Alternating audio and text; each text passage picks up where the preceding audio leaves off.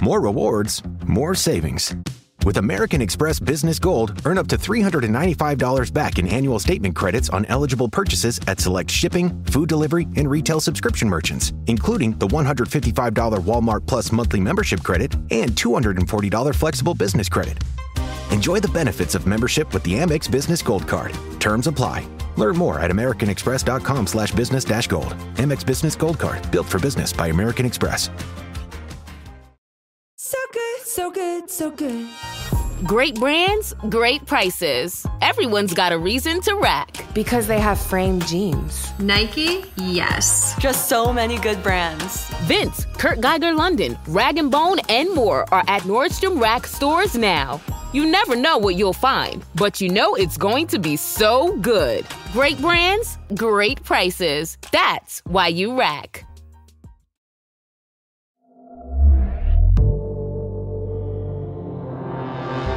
And welcome back to Undertow Realms, podcast dedicated to tales of the weird and the wicked.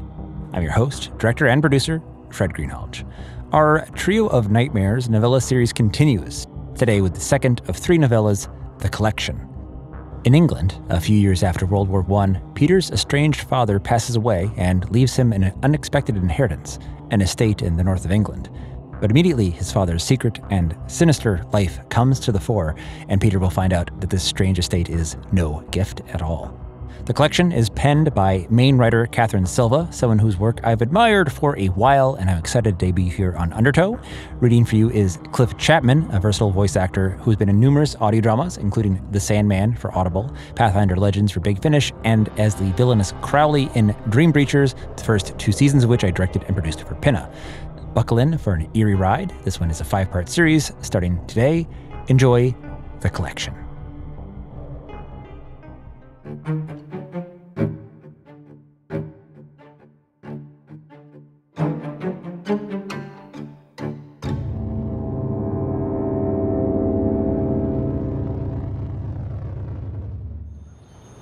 There was a good chance that on a particularly gorgeous August day I might die.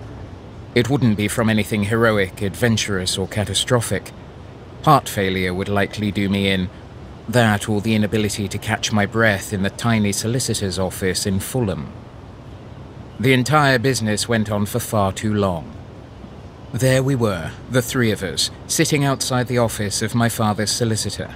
Trask, I think his name was, or perhaps Traps, whatever it was, he took his bloody time sorting out the details of this godforsaken inheritance.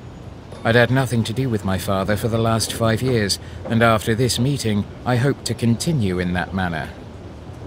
We each went in, one after another, to speak with the solicitor. The older, grumbling chap in his tweed 3-piece suit that smelled like old texts and cheap liquor had the first meeting. I recognized the withered, one-foot-in-the-grave expression on his face and the Oxford crest on his lapel. Somehow associated with my father's research at the university, no doubt. His meeting was the shortest and the loudest, and he left with a stiff upper lip, reddened cheeks, and an air that could only be described as miffed. Next to go in was a pale skeleton of a woman whom I didn't recognize. I even began to wonder if she had come to the correct office, and felt myself begin to ask at one point. My father was one of those misogynistic types. Sure, he'd had a wife, my mother, and he'd dropped her as though she were a hot kettle shortly after I was born. My father hadn't time for women. It was all about the research. That was his one and only passion. The woman was with the solicitor for nearly 20 minutes, and when she left, she carried with her a bound black book and several file folders all held close to her chest. Then it was my turn.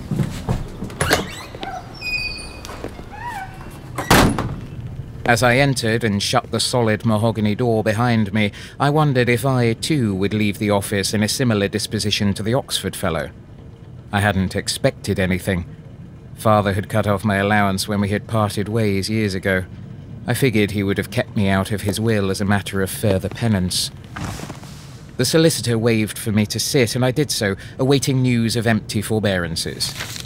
He read from the will, his worm of a moustache wriggling ever so slightly.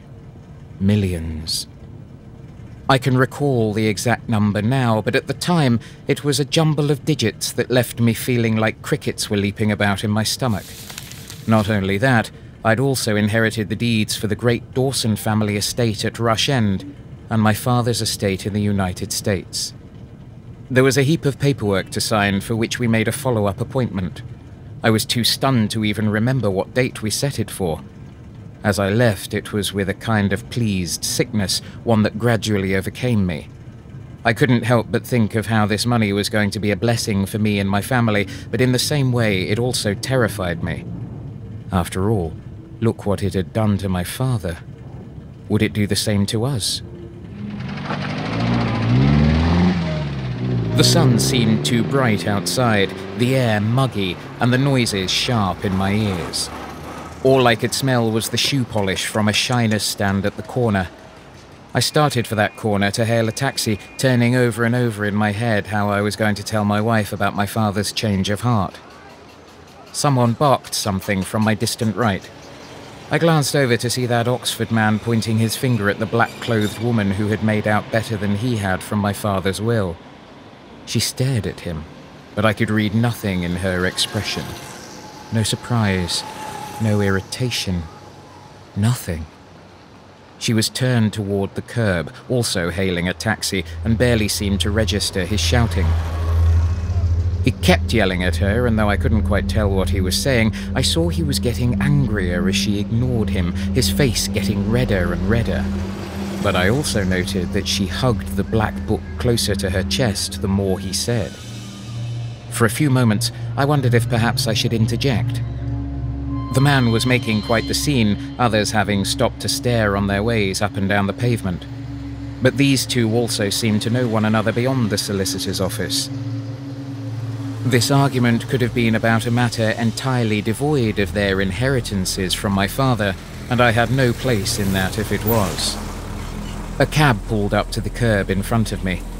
Toying with the thought of getting inside and leaving the dispute behind me, I waved the driver on.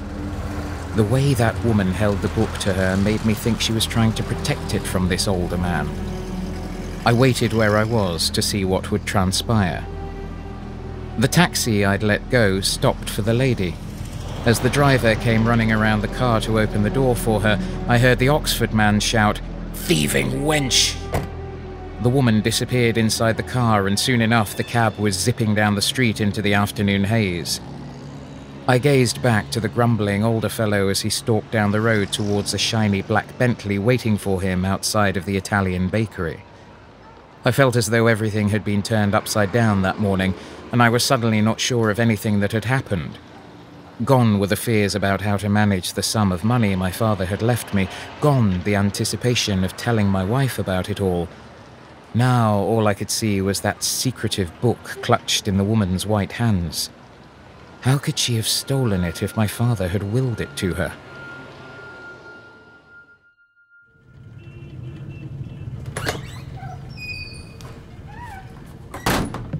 I stepped back into the solicitor's, walked past the receptionist's desk, and into Trask's office without knocking. He was in the midst of a smoke which he promptly spit out at my entry. "Who was that woman?" I asked. "What woman?" He juggled the hot cigarette in his hands for a couple of moments before dropping it in the ashtray nearby. I rolled my eyes. "The one that was just here collecting an inheritance from my father." "I'm sorry, but Miss Rapp asked her identity be—" He trailed off, and his face soured with realization. Miss Rapp. The name was unfamiliar to me. What's her first name? Trask straightened in his chair and shook his head. "That's solicitor-client privilege. I'm sorry, Mr. Dawson." I threaded my hands as I sat in the chair before him. "My father trusted you, Mr. Trask. I understand he met with you often." Trask's eyes slid to the floor. "He did. He was an interesting client, your father. He desired that his research be left in good hands should the unthinkable happen." I sighed. The unthinkable being a fire to destroy not only his office, but also himself. "Nevertheless, Trask's gaze returned to mine. Professor Dawson wanted discretion. And my father paid you quite a bit for it. His fees to you for necessary, some unnecessary visits, I'm sure they helped boost your office's notoriety quite a bit. I nodded to his desk. Is this mahogany? He nervously chuckled. Your secretary couldn't help but notice the perfume. Gardenia. Same as that bottle on the corner of your desk. Trask snatched the decanter and tucked it into the desk drawer. I crossed my arms. Won't the missus be upset? Coughing, Trask leaned in. Right then, it's Inga. Inga Rapp. A small smile warmed my face. And what exactly did she inherit from my father? A book. As I saw, what sort of book? I don't know. I was told never to look. His eyes got larger. I didn't, thank you very much. I scratched my chin. Something to do with my father's research, perhaps? Trask shook his head. I've just told you, I'm not sure. Where can I find Miss Rapp? Do you have an address or a telephone number for her? Certainly not, he bristled. I glanced over my shoulder toward the receptionist. Seems like a lovely girl. Must be still living at home, I think. I wonder, do Mum and Dad know you've bought her that perfume? You can threaten all you like, Mr. Dawson, but you'll be wasting your time. I never received an address for Miss Rapp. In fact, I have no contact information whatsoever. I frowned. How is that possible?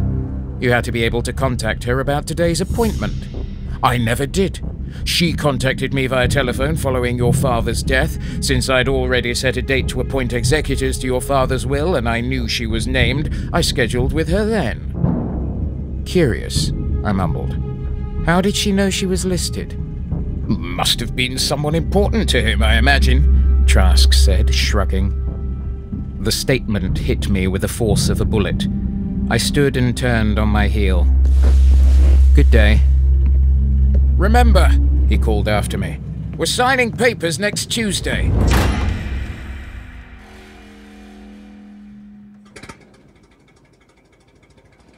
In the cab on the way home, my hands clenched into fists. I wanted to know why she, this Inga Rapp, and not one of my father's cohorts from the university, was bestowed such a mysterious token of my father's legacy, and if it had to do with the illicit reasons I suspected. However much I wanted to believe they hadn't been entangled in an affair, I couldn't keep myself from thoughts of it. I closed my eyes and tried to enjoy the smell of the summer air, the unfiltered rumble of the motor before me and feeling of the leather seat under my hands. I had to think about what was ahead of me now, what was ahead for my family. I took a deep breath and let my eyes follow the people and places as they passed by, distracting myself from my feelings about Rapp and making the idea of explaining my inheritance to my wife somewhat easier to swallow. I chose a more modest life than my father's as an editor with a home in St. John's Wood. It was brick-terraced housing and nothing short of ordinary. My son, Emile, kept things interesting for Francis and me. At 4 years old, he was still such a small thing with clear blue eyes that always watched me in a questioning way.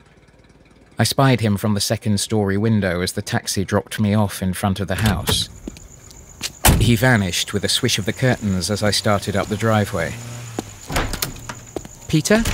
Francis called from the kitchen as I came in and closed the door behind me. It's me, I said, shedding my blazer immediately. Emile bounded into the room and pounced at my legs. Hello, Mousie. I scooped him up in my arms and returned the hug as he squirmed, eager to once again be free.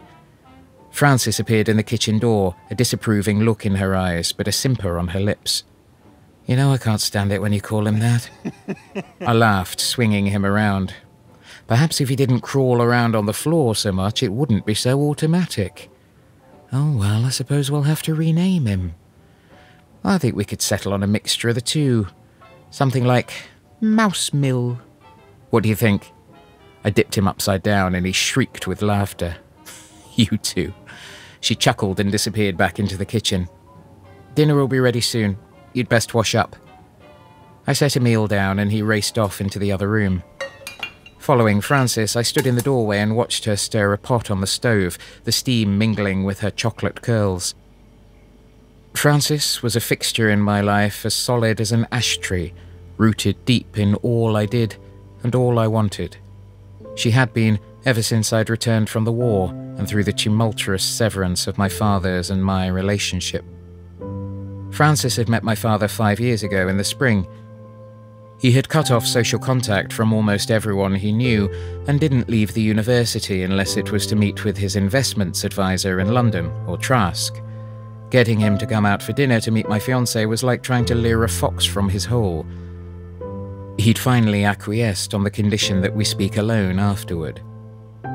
His opinion of Frances was much like his opinion of treacle tart. Too sweet, too light, and not good for you. I sat there trembling. Every bit of me wanted to knock him off his chair. Frances held my arm and whispered for me not to make a scene. We walked out on a 3-course dinner at the Criterion. Whatever private conversation he'd wanted to have never happened. I severed all communication soon after. Frances and I wed as quickly as we could manage and purchased our own flat instead of dwelling at Rush End. My father continued to live alone, curling slowly into himself like a withering vine denied water and light. Water boiling on the stove pulled me back to the present, back to the here and now, to the woman I'd chosen to marry.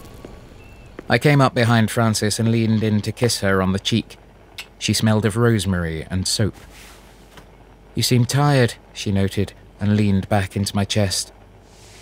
I held her, arms clasped at her torso. "Speak for yourself. Look at you. You've practically fallen over." She chuckled while her finger tickled the back of my hand. "Your son decided he wanted to empty all the cupboards today, twice. I spent hours putting things back where they belonged." I chuckled. "On the bright side, you now know exactly where everything is." "He found your tobacco, Peter." I cringed. "So that's where I put it." Frances turned around. Her brown eyes had lost some of their mirth. "I know you like a puff every once in a while. It calms you, that I understand. But this is our son. If I hadn't seen him with the box, who knows what he might have done with it?" Her voice trailed off. I know, I said, waving my hand. "I forgot about it being there." Her gaze seemed to go straight through me. "You know you're not at war anymore. You're safe here." I scoffed. "Of course I know that. You know the saying, old habits and all that." "You were calling out in your sleep last night. Did you realize?" I didn't. My dreams were like smudges of ash on my memory in the morning, painful reminders of the viciousness I'd survived. Now those nightmares mingled with what I remembered of my father, becoming a welded landscape of devastation and anguish. Frances looked down at the floor. "I think you should speak to someone. What about Aaron?" I shook my head. "Not with all he's going through right now with Molly. It's going to be tense enough at the cricket match tomorrow. I don't need to bring any of my own troubles into theirs." "How about a doctor then? Molly told me about a publication by that Dr. Freud. It's about war neuroses. Perhaps..." "Please," I said, taking a step back and shaking my head. "Can we not talk about this right now?" Frances swallowed, and I almost felt the heat of her frustration across the space between us. In spite of the dismay in her eyes, she nodded and whispered, "All right." Not wanting to end the topic on a sour note, I said, "I promise I'll keep my tobacco in a better place." Choosing to ignore my answer, she guided me to the kitchen table and we sat there. Her eyes held the same concern she'd had when I'd left that morning. "So," she said, "how did everything go with the solicitor?" I told her. Rush End, where my father rarely slept after my mother's death, interested Frances as little as it had me. It held nothing but the taste of bad memories. The American property, Hiraeth House, was a more intriguing prospect. I'd visited once in my youth, and the allure and excitement of a new continent made the memories of my limited time there seem idyllic. Once I'd found a buyer for Rush End, I had it in mind that we'd move to America. As we ended the conversation and Francis began taking up dinner, I found my thoughts wandering back to that blasted black book once more. As much as I wished I didn't care about my father and his company, I found myself lying awake that night, thinking of them both. What could have been so important that he'd kept it in a silly book, in the care of a woman I'd never met or heard of? I slept, eventually, and dreamed. I was a boy again, and the leaves were gold and orange. Autumn breezes tugged at my clothes as I ran down the undulating hills of Rush End. If I ran fast enough, the wind would carry me to the sea, towards white caps and cold, salty air. I turned around, looking to see home, looking to see the kind, proud faces of my parents. Instead, the trees were bare, and the house had assumed a blackness and gloom, one that reminded me of the trenches that had become my home while on the front. Silence drowned out everything.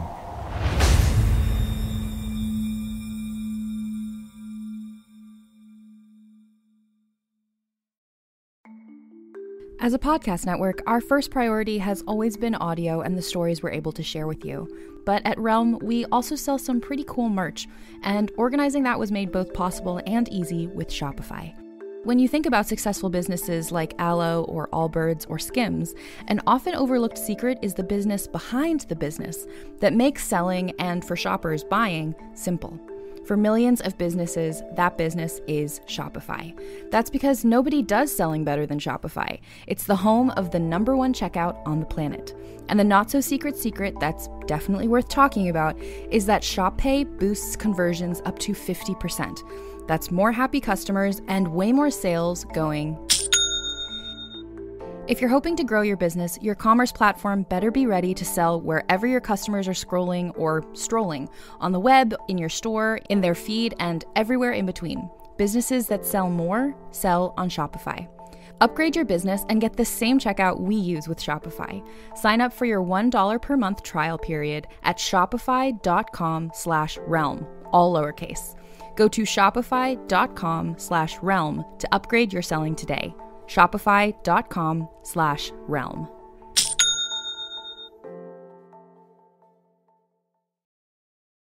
Every cup of Nespresso coffee is an invitation to transform your morning routine into a ritual you can treasure each and every day. Using the Virtuo Pup, a simple touch of the button freshly brews bold aromas and a rich, velvety crema layer for delicious cafe-quality coffee at home. Whether you enjoy your coffee hot or over ice, every sip, every morning is unforgettable. Nothing tastes like Nespresso coffee. Visit Nespresso.com or our app to explore our full range of easy-to-use machines and coffees not found anywhere else. This episode is brought to you by Atlassian. Atlassian makes the team collaboration software that powers enterprise businesses around the world, including over 80% of the Fortune 500. With Atlassian's AI-powered software like Jira, Confluence, and Loom, you'll have more time to do the work that matters. In fact, Atlassian customers experience a 25% reduction in project duration per year. Unleash the potential of your team at Atlassian.com. Atlassian.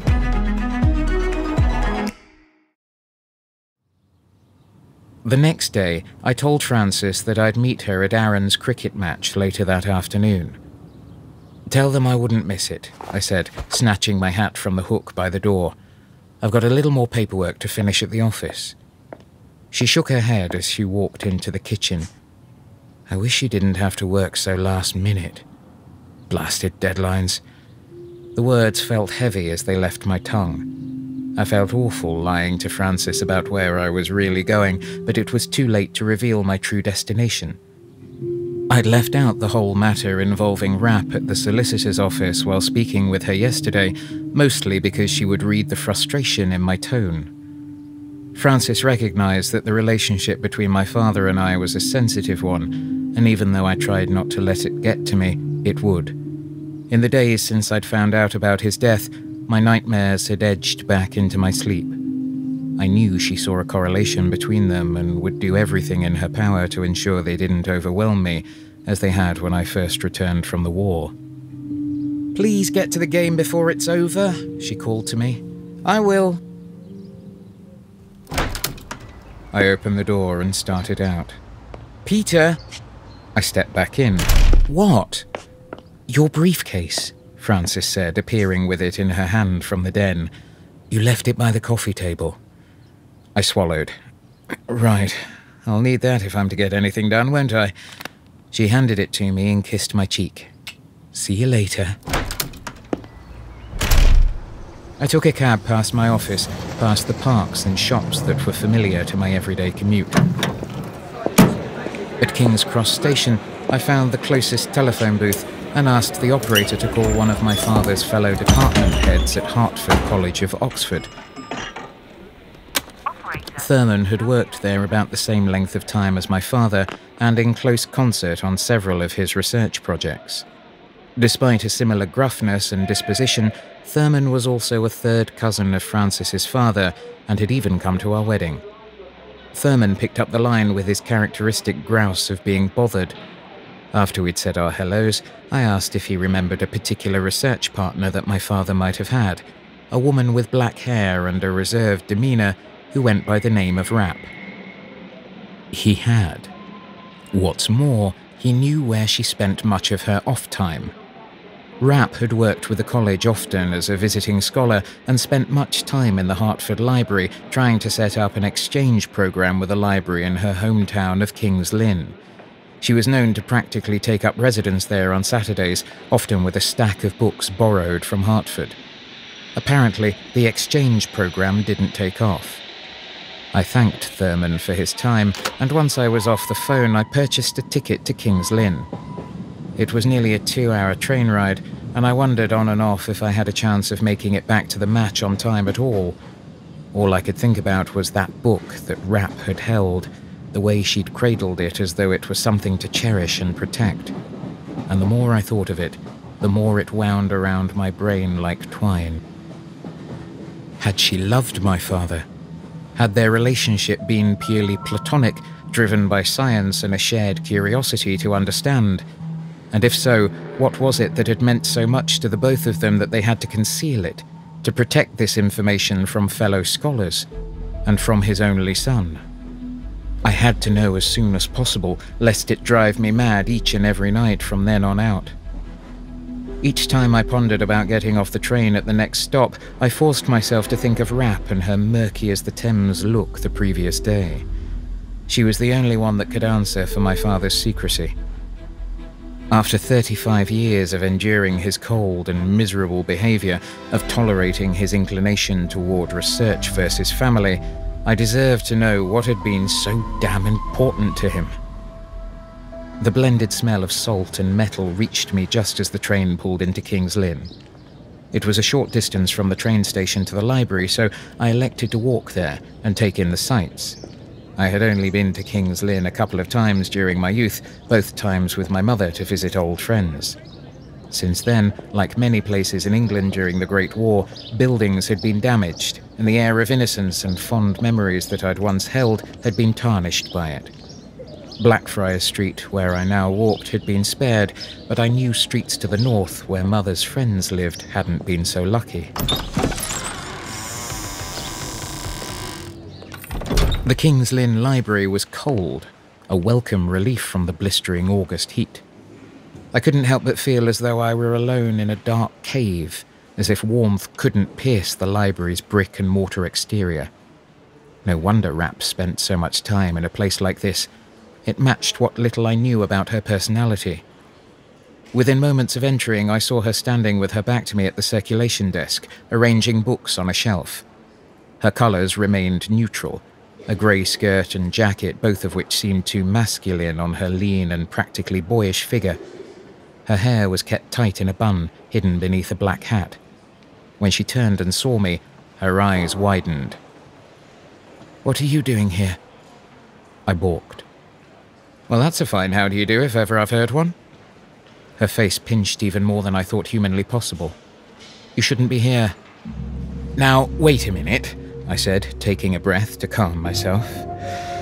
"You can't expect me to sit idly by and not question your random insertion into my father's will, can you?" She scoffed, a characteristic that seemed too warm for her. "What you call random, your father would have called advantageous." And why is that? Because the contents in that book you inherited are too valuable for anyone else to see, even his other colleagues from the university. Her humour flickered away with my words. She grabbed the leather-bound book from the desk and made to walk around me. I can't talk about it. You shouldn't have come here. I blocked her way. On the street yesterday, that other man called you a thief. Did you take something that wasn't yours? She straightened. Those feckless dolts at Hartford wanted a piece of Kian's opus. They'd heard tales of the things he'd uncovered and collected. They think they're owed something because of mere affiliation. I frowned. She'd called my father by his first name, something that my mother had barely done out of fear to how he would react. He was always the professor in our home, the great Kian Dawson. She studied my face for a moment and said, "He never talked about his family when we worked together. I just assumed he didn't have one." "We weren't one of his highest priorities," I grumbled, feeling uncomfortable with the statement. "How long did you two work together?" Her posture relaxed somewhat. "Nearly 27 years on and off. When he wasn't travelling, we spent much time at the estate cataloguing the collection." My muscles tensed a moment. "I don't ever remember seeing you around Rush End. I never had the pleasure." "Then what estate did you two work at?" She shook her head. "I must be going. I have a prior engagement I'm late for." I squinted. "What kind of collection did you two catalogue and research?" Looking behind her, she grabbed her handbag from the chair at the desk. "You shouldn't ask these kinds of questions," she answered as she slung it over her shoulder. "You wouldn't understand." "Don't patronize me. I can handle whatever it is." Rapp took a shaky breath. "It's dangerous, and it's best if you forget you ever knew about it." She tried to escape, but again I stood in her way. "What do you mean, dangerous? Please, leave me be. Not until you answer my question." The door creaked open behind us, and I spun to observe an overweight gentleman approaching. He had a monocle in one eye, large, doughy cheeks, and a head as bald as an egg. He looked from me to Rapp and back at me again, fixing me with a glare. "Is there a problem here, Miss Rapp?" he asked. She stepped back from me and said, "I'm all right, but Mr. Dawson was just leaving." I eyed the man, contempt hot in my chest as I turned and stalked past him out of the door. Damn it all. The cricket match was wrapping up by the time I arrived. Aaron was at a wicket out on the field, panting, his face reddened in the late morning heat. One of his teammates was stepping up to bat. His team was winning by 7 runs, and now I felt even guiltier that I'd wasted my morning chasing after Rapp. I found Francis and Molly together, sitting at the front of the field, fanning themselves while deep in conversation. A tension seemed to weigh the air around them, and I knew at once they had been discussing Aaron's inevitable search for work. Emile was running around with some other children nearby, laughing and screaming. I apologized for my tardiness and sat alongside my wife. The look in her eye was hesitant and questioning. I sensed she'd interrogate me later. At home, Frances confronted me once she'd put Emile down for a nap. "Where were you?" I sighed. "I got tied up with a story. I lost track of time." She didn't blink. "No, that's not it, is it?" Somehow she knew. I rarely lied to my wife, only if I wanted to protect her or keep her from being disappointed. As much as I wished I had been gifted with a silver tongue, I lied with the capacity of a child caught red-handed every time. I didn't want her to worry, but I could see that keeping this from her would do more harm than good. "No, it's not." "You are being strange," she said, with a spark of anger in her tone. "Why won't you confide in me? Have I lost your trust?" "You haven't," I assured her, taking both her hands in mine. "It's about my father. All I wanted to do was keep you and Emile from it." She pulled her hands free and took a step back. "We've been married for 5 years, yet you still have trouble talking to me." I realized she wasn't referring to my father. She was speaking about the war, the one part of my life that I didn't want to recall, the one place I'd tried to forget. Instantly, my defenses switched on again. This has nothing to do with all that. It does, though. I can see it. Francis's jaw set. You told me you went into service to get away from him, that you didn't want him controlling who you became. It's the only thing you've ever mentioned to me about the war. I looked away, my throat thickened and cheeks tingling. It can't be the only thing. And now that your father has died... She trailed off, shaking her head. What? I scoffed. You think I'm going off the deep end? You make it sound as if I haven't reason to worry. She stepped into me and held my hands, her eyebrows knitted. But I do worry, Peter. I only want for you to be happy, and your father was such an unkind man. There. I put my arms around her. I had hoped with him gone I'd be able to leave those memories behind. But all of our time together, the good and the bad, seems to have risen to the surface that much quicker. Her eyes softened. You do miss him, don't you? I shook my head hastily. No, I really don't. He was nasty and cruel, she agreed, lifting my chin with her hand. But he was your father. He was in the sense that we shared the same blood and name. Francis didn't understand. In her eyes, a father was always a father, and no matter the relationship you shared, you permanently harboured some essence of love for him. Such was not the case with me and mine. But I needed to let this go. It was going to poison my life unless I pried my fingers from it. He was gone. No use in dwelling on the things that couldn't be changed. So I kissed Francis's hair and said, "Forgive me. He won't be trouble for us anymore." That night, as I lay in bed, Francis sound asleep beside me, my mind plunged into the memories of my youth. Rapp's words about this so-called collection of my father's made me think of the weeks he'd spend abroad, exploring the dark jungles in El Salvador, Mesopotamian ruins in the Ottoman Empire, and the sands of Egypt. I never knew what he did on these excursions, and my curiosity about them was often rewarded with irritation and an insistence that they were to dreary scientific lectures. My father was always so much more displeased at home in the times between these trips. I imagined he spent days sitting in stuffy rooms, listening to others prattle on about the driest of methodical inquiries, and soon I grew less and less interested in where he went, just as long as he went. My father was absent for a great portion of my childhood, which is probably the reason I found those times without him not lonely, but tranquil. Not every moment with him was so horrible. That night, I chose to seek out the times my father had dealt me a kind word or respect. I thought of the time he gifted me a bicycle and taught me to ride it, though I was a slow learner. I remembered when he and I had spent a couple of afternoons fishing by the river at Rush End, neither of us speaking a word, content in our silence. When I graduated from Sheffield University, he had actually shown up and appeared proud. I'd overheard him more than once talking to his peers that I was his father's son. At the time, that statement made me more ill than grateful. These remembrances were few and far between, the odious ones, and instead of being comforted by them, I only felt more chafed.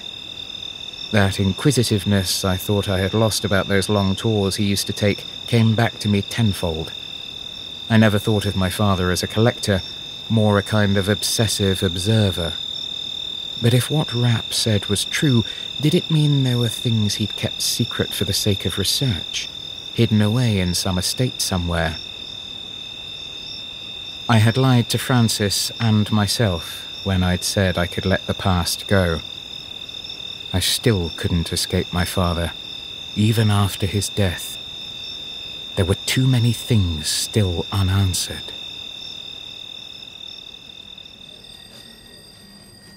On Monday, I attempted to carry on with my normal existence and return to work at the Downing Post. I spent a few hours sitting in my office editing stories, as was my daily routine. Soon enough, though, I was staring off into space, chewing on a pencil absent-mindedly as I thought about rap and the book again. That spider of a woman and the things she wouldn't say about that collection had clawed her way into my mind so deeply I couldn't focus on anything. I asked my secretary, Rowena, to put in a call to the King's Lynn Town Hall under the ruse that it was for a story. Once she connected me, I asked if the receptionist there could check on any property owned by Rapp or my father. If Rapp wasn't going to tell me where this estate was, I'd have to find out for myself. The receptionist's nasal voice whined in my ear that it would take her several hours to find the necessary information. She deigned that she'd call back when she knew, and promptly hung up. It was afternoon before she returned my call. I'd edited only 2 stories in the meantime, having very little willpower to focus on them. She reported that my father had purchased a parcel of land north of King's Lynn, somewhere in the woods above Castle Rising and south of Wolferton. I didn't understand. There was practically nothing out there. What did Rapp so desperately want to protect? I left work before 5, much to the chagrin of my editor-in-chief, who was dead set on making me read a colleague's story about a bad milk poisoning. I told him I thought I'd had some of that milk myself and feigned sickness all the way out of the door.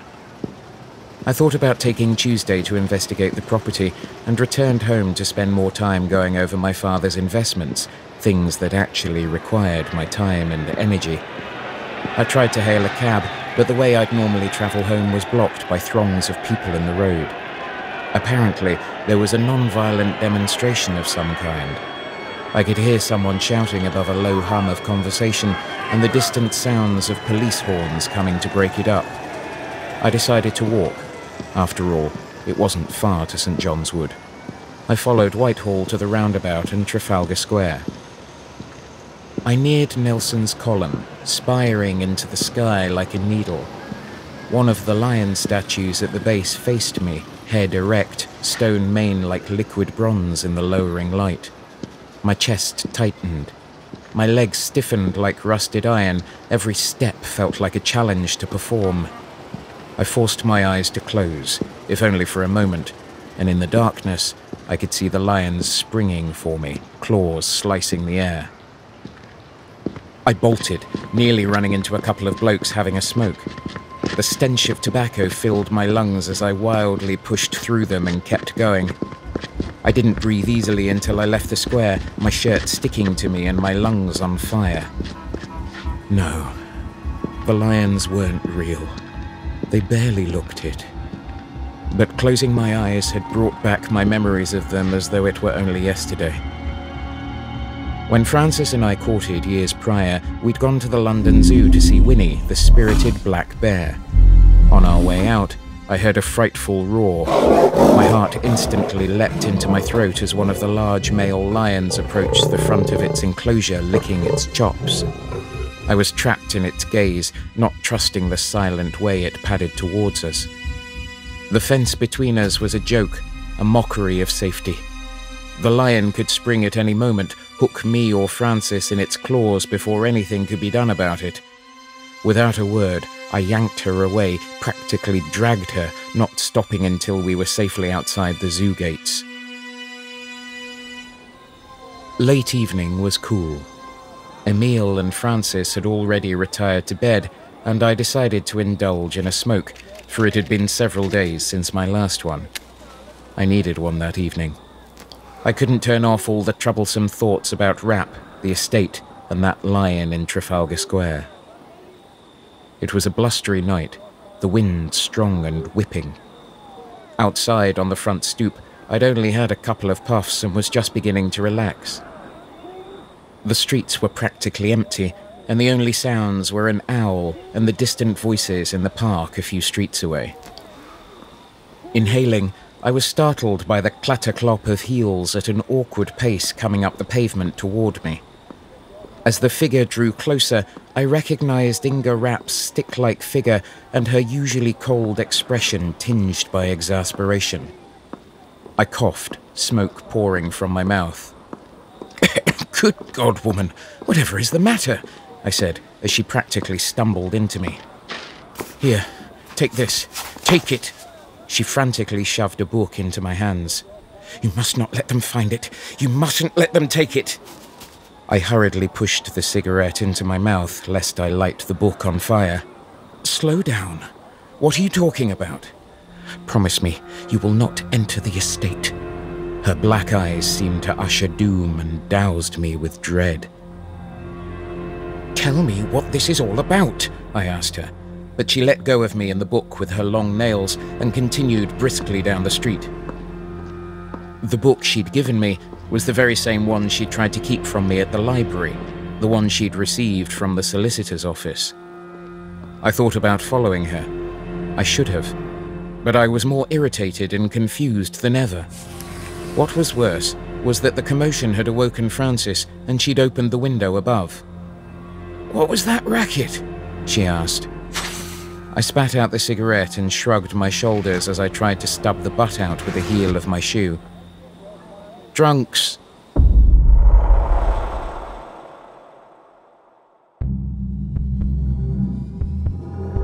And that was The Collection, Part 1.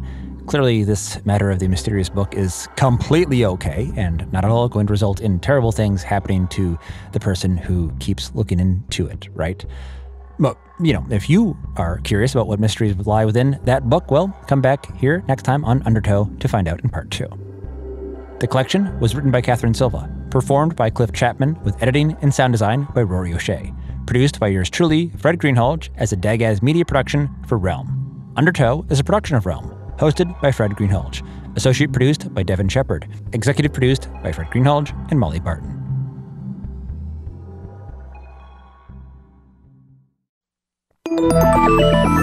Listening to a podcast should be time well spent, and I promise it will be if you'll give this podcast a try. It's called Something You Should Know. I'm the host, Mike Carruthers, and in every episode, I talk with leading experts on topics I know you will find fascinating. From why people can't keep secrets, what your favorite music says about you, why your pet acts in strange ways, and so much more. Something You Should Know is designed to give you information you can use in your life and give you great intel that you can share with others. I'm told it's a binge-worthy podcast. And with over 1,000 episodes, there's a lot to binge on. Something You Should Know has been ranked in the top of the Apple Podcast charts consistently for a long time. I know you're going to like this. I just need to get you to try it. Something You Should Know. It's available wherever you listen to podcasts. When San Francisco is rocked by a series of brutal slayings, the case falls to homicide detectives Brian Clauser and his partner Pookie Chang. It falls to them because Brian is always first on the scene, driven there by dreams that predict the killings in exquisite detail. Meanwhile, a shadowy vigilante, seemingly armed with superhuman powers, is out there killing the killers. Brian and Pookie's superiors, from the mayor on down, seem strangely eager to keep the detectives from discovering the truth. Doubting his own sanity and stripped of his badge, Brian begins to suspect that he stumbled into the crosshairs of a shadow war that has gripped his city for more than a century. A war waged by a race of killers living in San Francisco's unknown underground ruins, emerging at night to feed on those who will not be missed. Nocturnal is a complete serialized novel with 45 episodes, available for free on Apple Podcasts, Spotify, or wherever you get your podcasts.